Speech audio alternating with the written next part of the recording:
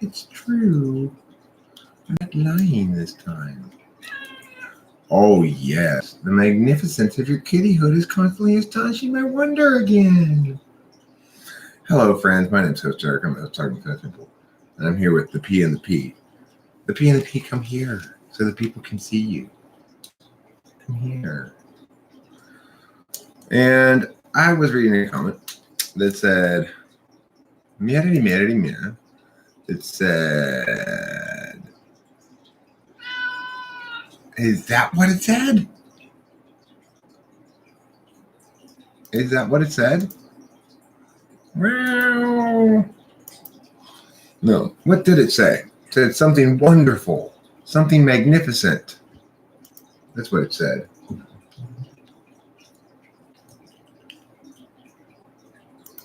Yep. Yep. Yep. Yep. Yep. Yep. Yep. Yep. Okay, so the point I'm trying to make is somebody said basically being a meta-analyst is not necessarily a good thing. And I agree with that. There's a lot of bad things about being a meta-analyst. I mean, fundamentally, it makes you TE stupid, or makes me TE stupid. It makes anybody, like, look, the best TE users of the meta-analysts are the ENFJs. Oh, meowser pan. Are you my meowser pan? You are my meowser pan.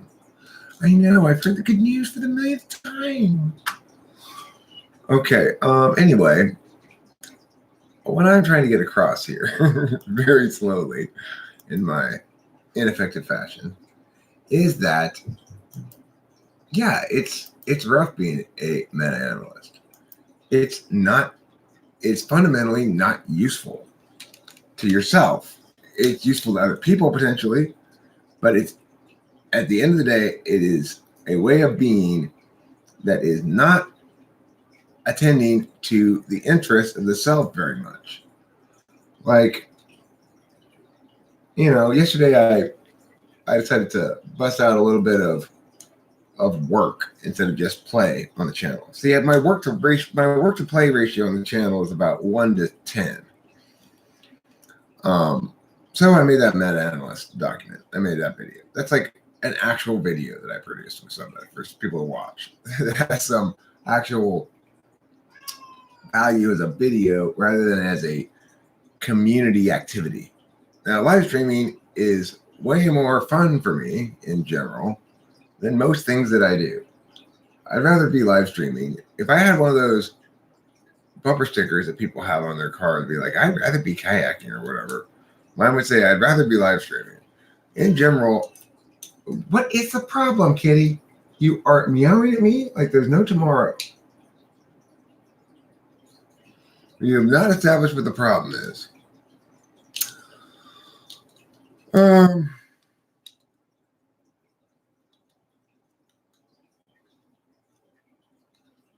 So yeah. I enjoy live streaming a lot, but that's not real work. It's sort of good for the channel. It's not bad for the channel, I don't think, in general.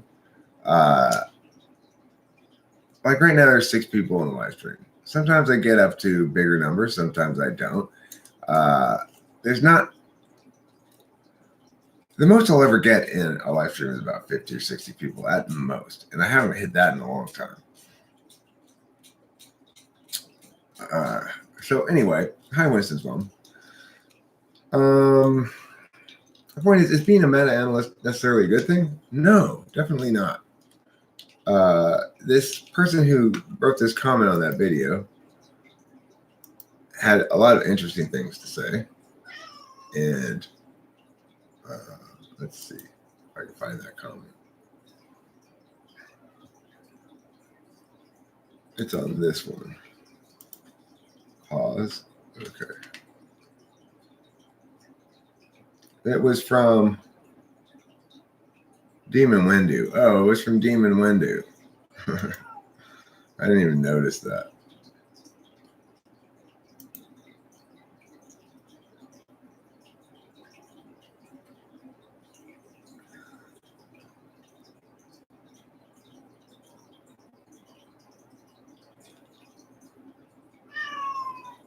I just don't think FE has anything to do with it.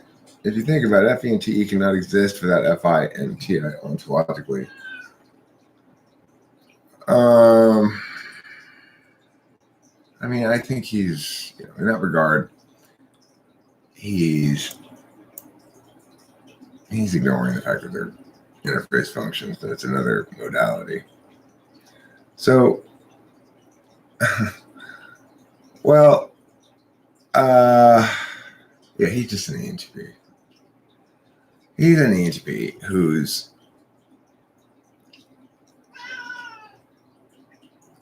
would you stop meowing at me? I do not know what else I can do for you. I have fed you. I have pet you. What more do you need from me? He's an interesting guy. He's been around the channel forever. He's been doing battle with me forever. There came a certain point where I just stopped doing battle with him about stuff in general because it was pointless. He's almost entirely adversarial. So, not entirely. He's clever like that. He's an ENTP. It's like whatever else I think about him, I gotta respect the guy. He's too intellectually robust to dismiss as a troll, and yet, I don't see him basically. I see him basically as intellectually dishonest. That's what it means to be that adversarial all the time. It's impossible not to trigger his ass, for instance, Mom. But Kitty, if you don't, you are going to deafen our viewers with your meows. You are. Do you think these people want to hear you meowing at them all morning long? I don't think so. I don't think so. The sound of your meows is like fingernails on a chalkboard.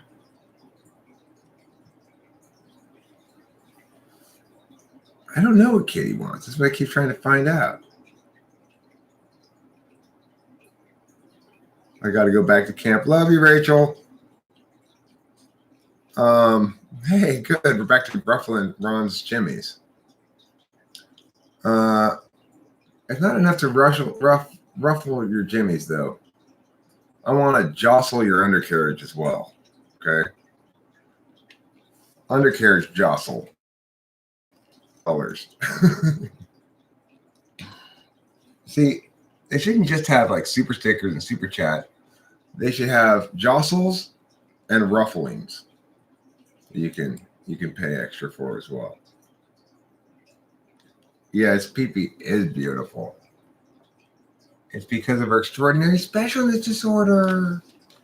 Yes, she has extraordinary special kitty disorder. Yes, she does. Yes, she does. Extraordinary specialness disorder. Isn't it true? Do you need penicillin for your extraordinary specialness disorder? Do you?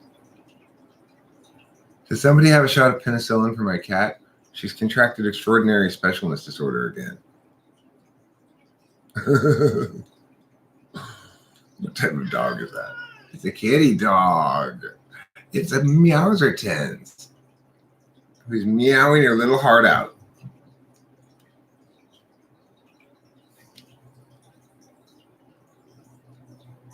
She's a healthy cat. Okay, so anyway, I see we transitioned the topic from meta-analysts, not necessarily a good thing, to jostling, ruffling, tossling. Now, would you rather have your undercarriage jostled or tousled? That's an important question. Or ruffled.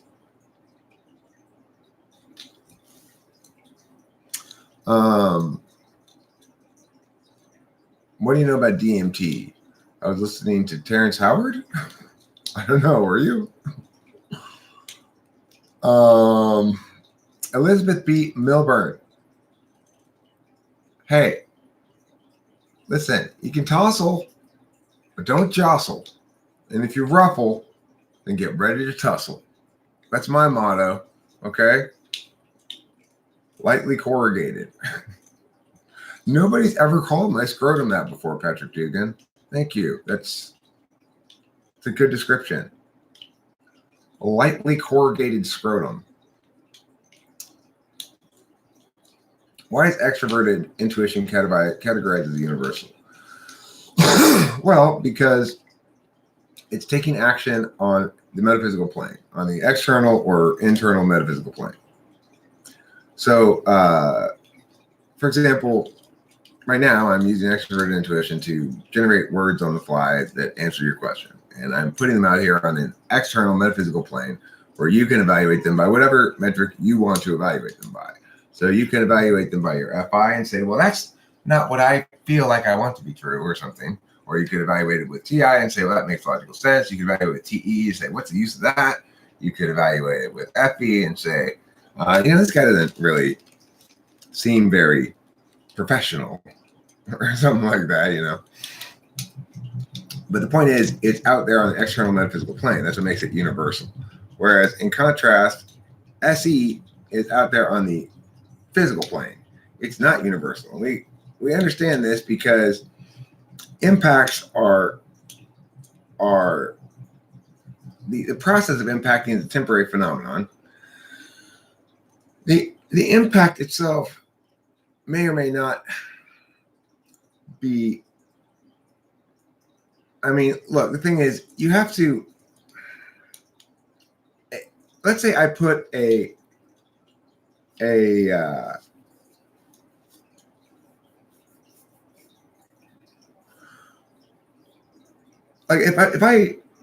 if I dig a hole in your yard, it impacts you directly, and you can experience the impact of it directly, but your neighbors might notice it, but aren't going to be experiencing the same impact from it.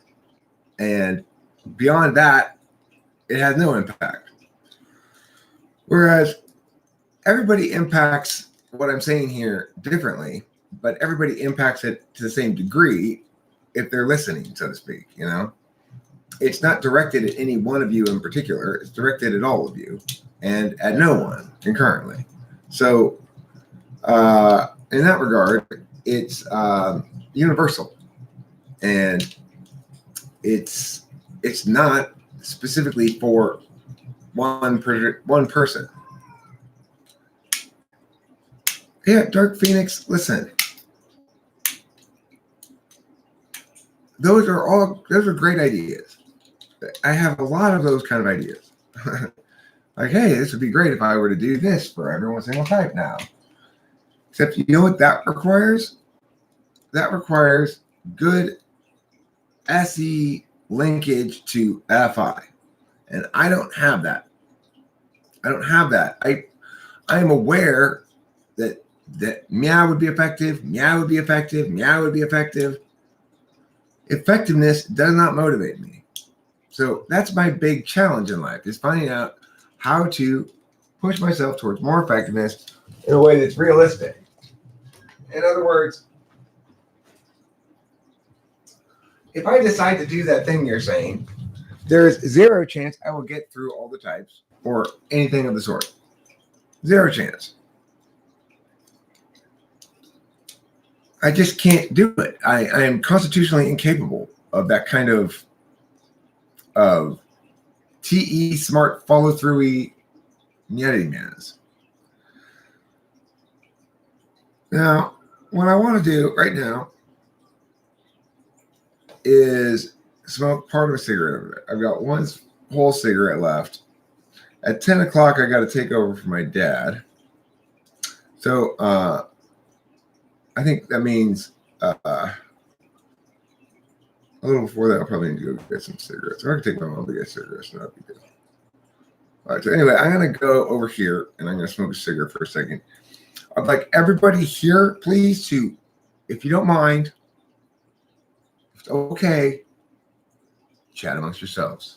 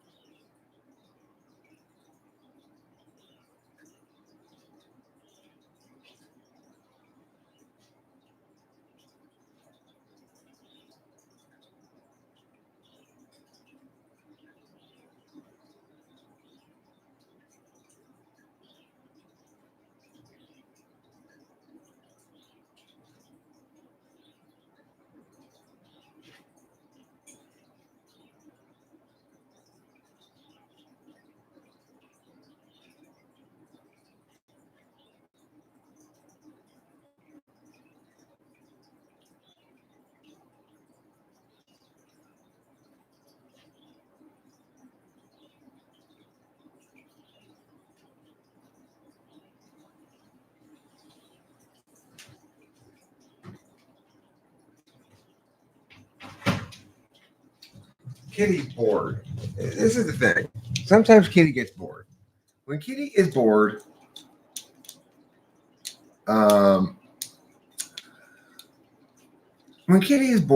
she plays, I can't decide whether I want to come in or out. And of course, I want to have the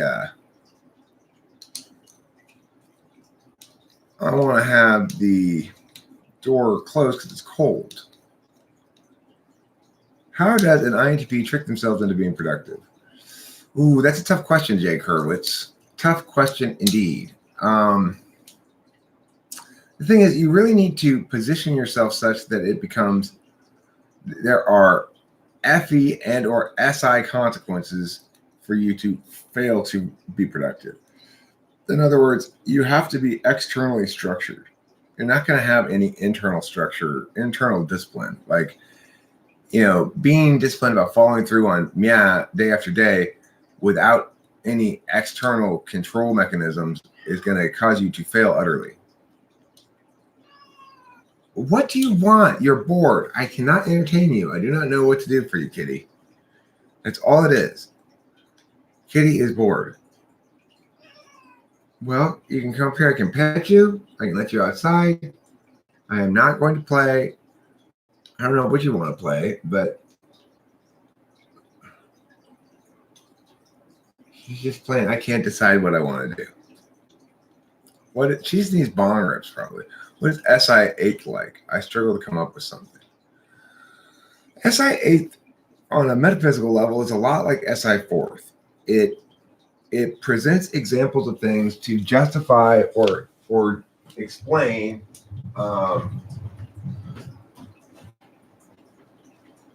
to justify or explain. Just keep playing in and out, in and out, in and out.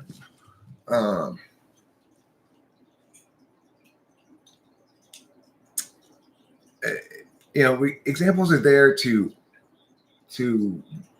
explain and or justify generalizations.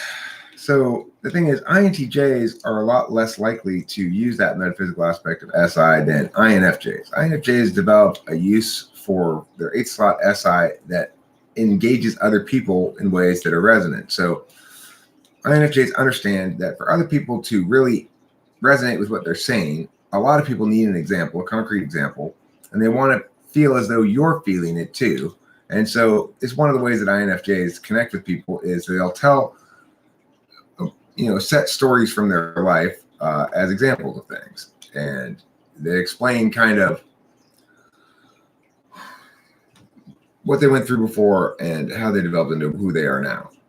But INTJs are less inclined towards the communicative aspects of things. So they express their SI8 more on a physical level. They're probably a little bit more attentive to their comfort and such than INFJs are, and a little less attentive to the communicative aspects of it, I would guess.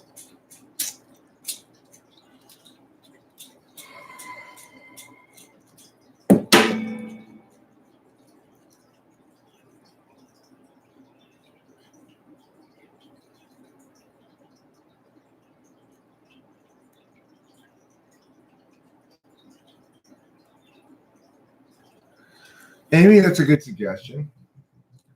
You know, who did that, and who's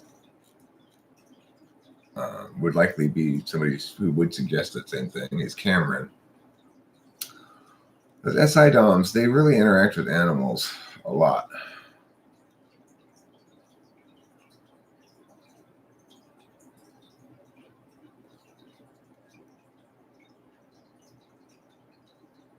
What is the main motivator for progress for ENFP apart from people and being effective? Okay, well, one thing I was thinking about making a video on was talking about the third six, the 3-6 being the areas of growth for a person. They're really, I think, maybe the only areas in which you can willfully improve. Now, for me, that means being more effective in my FE basically means taking more consideration of FI concerns into account and modifying my engagement style accordingly. So especially politically, I'm going to need to do this. I'm going to need to be more FI attentive, apparently anyway. Really what that means, I need to improve my FE because it's always going to be a workaround for FI. I'm not going to feel it directly. I'm not going to really put myself in the other person's shoes and say, how would I feel if I were getting lambasted right now with a bunch of angry words? I'm never going to do that naturally. So instead, what I got to do is have sort of a improvement in my FE, basically to remember that this is an important factor for people hearing my communications. And if I want my communications to be effective, I need to factor it in. I can make that improvement willfully on the FE. Regarding the TE stuff, I can willfully improve in it. Primarily in my instance, I think it's through my fourth slot, which is to say, I TE like an STJ rather than like an NTJ. I learn certain TE heuristics and apply them to new circumstances. Unlike an STJ, I'm prone to over applying that by a substantial amount. So it's like an STJ will recognize this is not an equivalent situation. I shouldn't apply this TE heuristic here. Whereas I will misapply TE heuristics in places all the time. I can get better at that though, because I learn when I misapply a TE heuristic, not to misapply it in the same fashion again. And the problem with TE, of course, is it's always particular. So the extent to which things actually represent examples of phenomena that can be generalized like that is very limited. So improving my TE can mean either, like I said, the heuristics thing, which has limited effectiveness as a TE workaround, or it can be learning to stop, look at the thing, try to apply actual TE,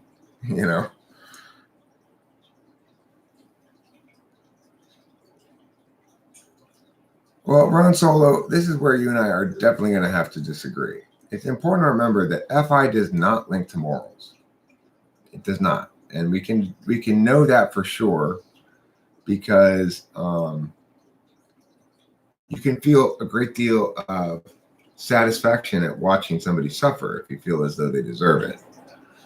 Now, that's not a moral, pleasure at cruelty, taking pleasure at being cruel, enjoying the suffering of others is definitely not a moral stance in any sense. And yet that's definitely an FI thing. So we can dismiss the notion that FI links to morality right away. It links to valuing for sure. How heavily we value something, that is FI. Now, often, because we're basically good creatures, basically social creatures, we do value that which is good. We do value the absence of suffering. We do abhor the witnessing of suffering. And you might say that that's an FI thing as well.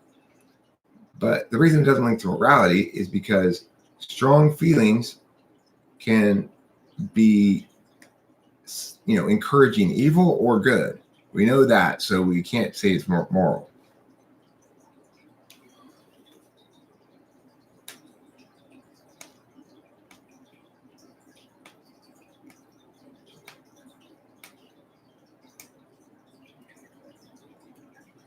Can I totally disregard this podcast and just start MBTI YouTuber drama?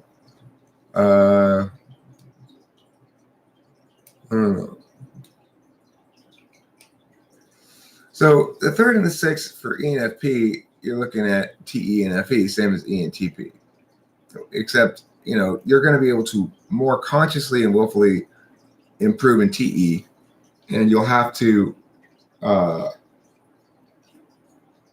improving in FE for you, just like improving in TE for me, is going to involve less action. It's like, okay, don't go with your reflex here. Pause, wait, evaluate. That's what I need to do with TE. That's what you need to do with FE if you're an ENFP. On the other hand, the third slot is an area where we can consciously apply some decision making. And I can consciously check all the time, like, okay, is this FE sound? Is this how ought I approach this differently? And I don't even need to actually say all those words in my head. It's like seeing the name Ron Solo, just seeing that name prompts me to check my FE. Now, if I'm doing it successfully, Ron Solo is likely to conclude that I have really, opened up to and am in touch with my FI. That will not be the case, but if I'm doing the FE well enough, that's what he'll likely conclude. I love you too, Fancy Deluxe. I think you're a very special lady, no matter what your gender is, okay? The Sorvino says, stop trying to improve your functions and accept that they are strong as weak as they need to be. You are you. Well, the Sorvinos, that is certainly one perspective on the matter. And I have questioned the notion of being able to improve quote unquote functions many occasions in the past. And I've also made a good point about dismissing the notion of functions as being strong or weak. That's important. If you're thinking they're strong or weak, you're on the wrong track there, because the fact is they express as kinds of attention in their value alignments more than they do as strengths of attention. Now, to the extent that you're going to talk about strength or weakness, what you really mean is frequency. So, for example, I'm frequently, basically always, using extraverted intuition. And I'm infrequently attending via introverted sensing by comparison. And the two have an exclusive relationship. Necessarily, since introverted sensing is in the fourth slot, it attains a certain kind of value matrix in relation to the other functions, which I've gone over in other videos. But the point is, what I've concluded is the only area where we actually can be a more optimal self is willfully, consciously, is probably in the third slot. And where we can stop making as many mistakes is in the sixth slot. Now, if we want to evaluate the world as such that there's no capacity to optimize at all, that you are exactly what you are and you needn't be captain of your ship at all. There's no directionality, no progress, no regression, no evolution, no devolution, then be that way. But to dismiss it as a meaningful arc for other people is just being silly. Amber Drasher, how you doing? Happy New Year to you too. Nice to see you. Air hugs, definitely. Air hugs all around. Air hugs for everybody. This round of air hugs is on me, everybody. Thanks to Amber Drasher, this round of air hugs is on me. This is air hugs. Oh yeah, hug in the air, motherfucker. Arriving with thunder. So, Sorvinos, do you see my point? By and large, I agree with you that trying to treat cognitive functions as skill sets to improve, it's silly. To think that one can be in one's shadow and all that kind of stuff, it's silly. I totally agree with that. I also suspect, though, Sorvinos, that you're not really here to engage me about the ideas. You're here to be adversarial and be pedantic and all that stuff. So we'll see. We'll see how you respond. I don't have any tarot cards. I don't know where my tarot cards are. I ordered them like a week ago and they're not here yet.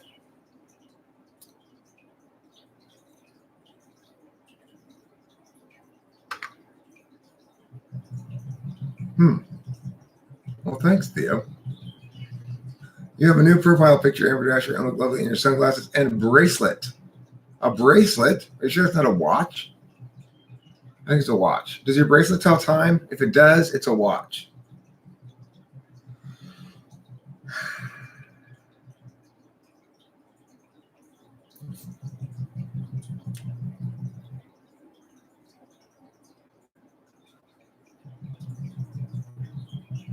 On the big five, I understand NI is openness. Does everyone know their openness score? Who's there? I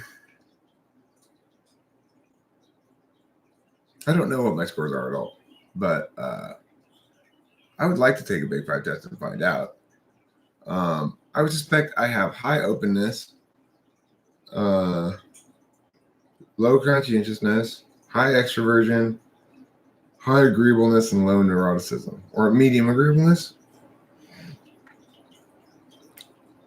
I mean, I think intuition in general is openness. Like, as an extroverted intuitor, I think ENFPs and ENTPs are both very open. And so probably are INFPs and INTPs. So I agree with Ron there. I would suggest that openness is intuition in general.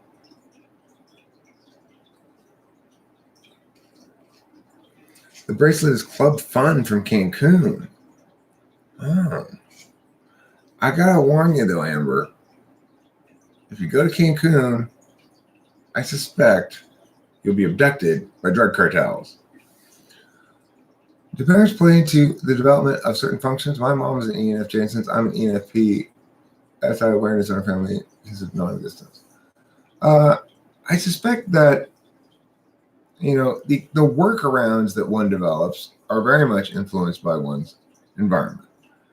So it depends if you need to have a lot of workarounds. For example, Rachel has a slot SI, which is in an SI heavy family, and it definitely caused some cognitive dissonance in her because there's a lot of like shit being pushed forward that seems to run counter to her NI, but her mom being NI polar can't really communicate with her. Yeah.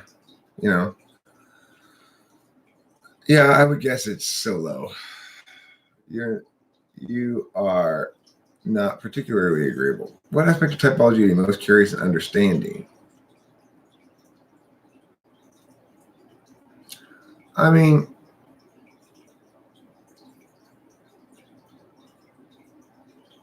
FI is a thing I understand least well. But I also think it defies understanding.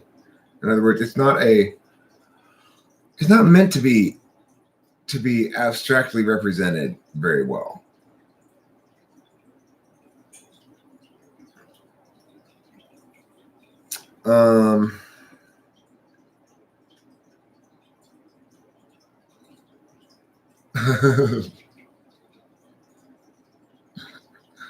Ay, Pedro. Why did you bring us this Amber Thrasher? She's constantly complaining about queso.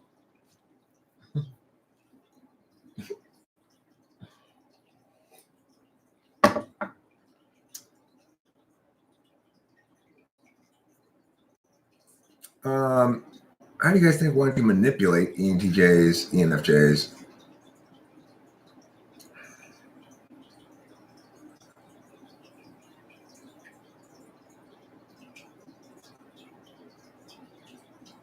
I mean, you got to hit them in their polar, I guess. You got to hit them in their SI somehow. You got to be constantly demanding examples for things, or else you won't take them seriously. And you got to constantly be throwing personal experiences at them that run afoul to their NI, and they'll just go crazy.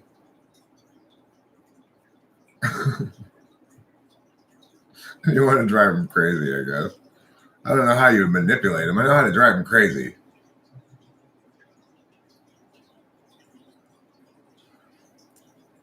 Yeah, I'm totally unaccustomed to treating people as a means to an end. I'm not manipulative like that because I'm a meta-analyst. Communication is of and for the world. It's not of and for my own purposes. Now, of course, it is. There's always an elocutionary frame for everybody. The elocutionary frame is to say that the real reason why somebody says something, what they're getting out of it. It's like I might tell you, I hate romantic comedies. I could be telling you that for any number of reasons. If I know you love them, it could just be a sort of a passive aggressive thing, That's the elocutionary frame. The elocutionary frame says what the words actually mean. As a meta-analyst, I'm mostly concerned with the elocutionary frame. And to me, the locutionary frame is irrelevant because all we have to deal with linguistically are the things outside the person. The words persist long past the relevance of the elocutionary frame. But, that makes me ineffective in dealing with my own interests. It makes me self-indulgent, I guess you'd say. It's like when you don't know your own interests are self-indulgent. It's whatever you feel like right now. You're not prioritizing your interests. And that's one of the disadvantages of being a meta-analyst. Is it possible to describe NE using only 4 words? Sure. You use 1 word, ideation, creativity. You could call it talking ideas.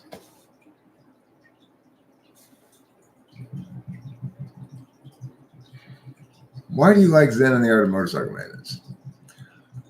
Because it really addresses the question of duality well. Namely, you mean the elocutionary frame, Ron Solo. The elocutionary frame is your real reasons for doing things. And I agree with you that the elocutionary frame links strongly to FI. Although it could be linking more to TE see, if you have weak FI, it links more to FE. So my FI has this sort of thing between me and it. But let me go back to the Zen and the Art of Motorcycle Maintenance.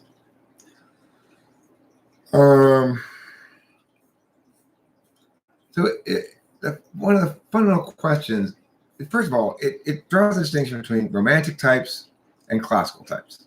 Romantic types are basically FE, and classical types are basically TE. So romantic types are those who think that form matters more than function, and classical types are those who think that function matters more than form. So it starts with that dichotomy. But basically what it does is it tries to ask the question, what is quality? What does it mean that something has quality? That is, say, where does the normative come from?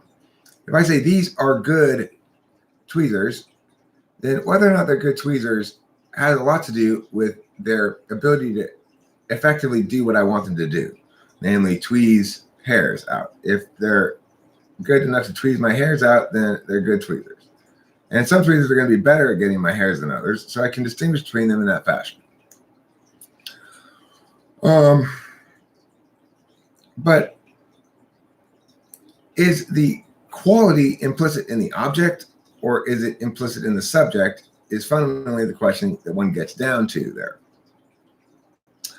And the answer is kind of like it's both. That basically the individual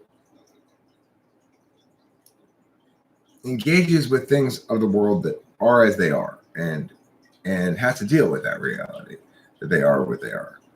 It's not everything is created.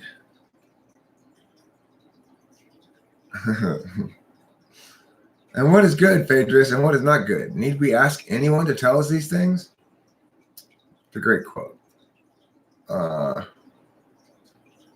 I can't stand to listen to a lot of people with Eric syndrome. Well, thanks, Eileen. I appreciate that. So I found as a teenager reading that book, I found it very eye-opening. Like it compelled me to address the question of duality. Like, must it be a quality? Is quality an attribute of something, or is it something that is an experience? And to deal with the reality that to some extent it's both. And to understand also, the other thing the book did was it took you down a path of being too metaphysical. What happens when you forego the real and turn entirely to the metaphysical? And basically it says you lose your mind. You know, another book that moved me a lot when I read it in college was Dr. Faustus by Thomas Mann. Now that book is about a composer who goes through periods of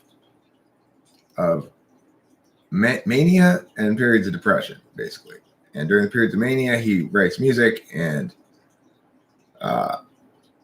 you know, I would suspect that a person who would enjoy that book a lot, because who it reminds me of more than even me is Rachel. That book would be very interesting for her to read, because that's, you know, when she starts getting manic, I've gotten to see it now, and it's like there's a wild-eyed intensity that just shouts out, "I'm insane."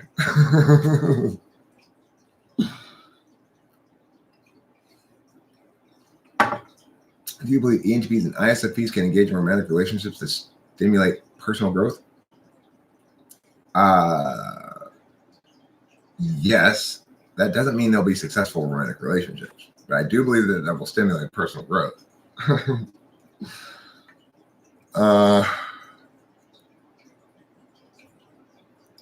Have you connected the tarot cards, the elements, earth, air, fire, water? The elements have energy to consider when reading cards. Water can extinguish fire. No, I really haven't. And I'm still waiting for my tarot cards to arrive in the mail. They should have been here by now, it seems to me, because I ordered them a long time ago. Countess asked me in a comment, and I really appreciated this comment, because you want to make an ENTP feel good, you ask them this question: how do you come up with this stuff? I love that comment. That made me feel super good. It was like, how do I come up with this stuff? I don't know. I just like got a bug up my ass yesterday and was like, ENFPs don't like to debate that much. And then that's why I did that. It was all because I was mad at that person. What am I supposed to answer? Too metaphysical is definitely an issue. So apart from speaking ideas aloud, what other tools apply to ENTP and ENFP alike? I mean, we have a similar relationship with SI. I think ENTP SI is a little bit more motivated by FE considerations.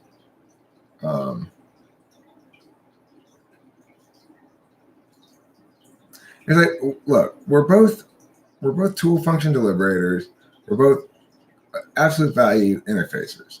So we're going to have a similar approach to optimization. It's just we're gonna optimize by, like, you know, basically I have to de-emphasize TI as a tool function all the time. I use it plenty still, obviously, but to optimize, I need to recognize that reflexively parsing everything with logic in sort of an adversarial way or a negationary way in an attempt to prove everybody wrong all the time is not a good way to make friends and influence people. So, you know, what is the worst way to introduce someone to typology? C.S. Joseph. What is your response to the notion of the non-dual nature of consciousness? I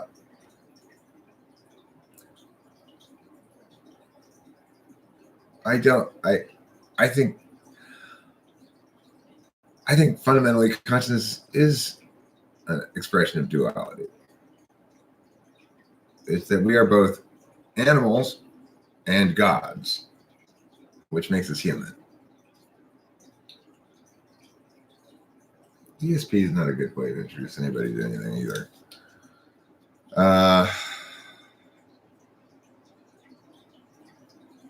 If someone's ungrateful and you tell him he's ungrateful, okay, you've called him a name. You haven't solved anything. Very TE frame.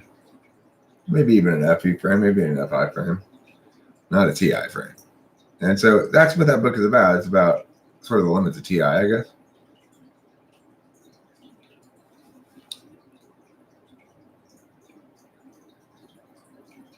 I also enjoyed his second book, Lila, I think it was called.